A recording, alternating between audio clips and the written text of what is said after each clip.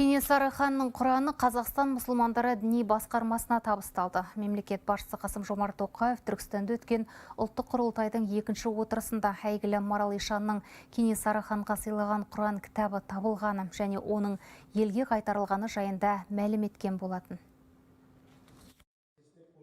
Бүгін президенттің тікелей тапсырмасы бойынша мемлекеттік кеңесші Ерлан Қарин мүфтиятқа барып, Кенесары ханның Құранын табыстады.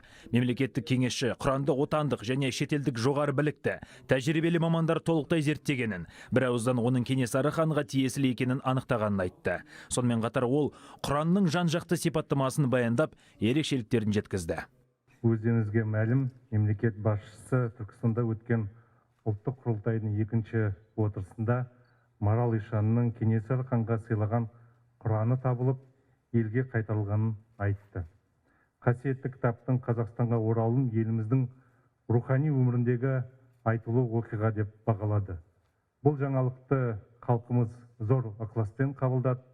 Бүгін мемлекет басшысының тікелей тапсырмасына сәйкес Кенесары ханның Құранын Қазақстан мұсылмандары діни басқармасына салтанатты түрде табыстау үшін арнайы келіп отырмыз.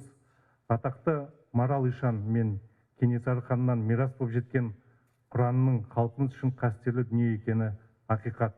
Сондықтан оны көзіміздің қарашығындай сақтап, болашақ ұрпаққа аманаттау маңызды міндет. Ғалымдар Құранның бұл нұсқасы қазақ халқының тарихи жәдігері екенін растап, оның тарихи және музейлік құндылығы өте жоғары деп бағалап отыр. Бұның іші тұнып тұрған адам затқа пайдалы дүниелер ғой. Мысалы, қасиетті Құранда ол тәрбиелік бағытта көптеген Алланың сөздері бар. Ата-ананы сыйлау, бала-шағаны тәрбиелес деген сияқты. Сол сияқты ғылымға қатысты, табиғатты құрметтеу, жалпы жан-жануарларға деген құрметтің барлығы осы жалпы әлемде біз бірге өмір сүріп жатқан дүниелердің барлығына қарым-қатынастары қасиетті кітап Құранда айтылған. Бұл кітап енді толықтай оқылмай біраз жерде тұрып қалды ғой. Сондықтан бұл қасиетті Құранды біз Алла қаласа қариларымызға арнайы басынан аяқ толық оқытып шығамыз. Және ол Құранның сауабын сол Кенесары бабамыздың, Марал Ишан бабамыздың рухтарына Алла қаласа бағыштайтын боламыз. Салтанатты рәсімге қоғам қайраткерлері, зиялы қауым өкілдері, ұлттық құрылтайдың мүшелері мен дін қызметкерлері қатысты.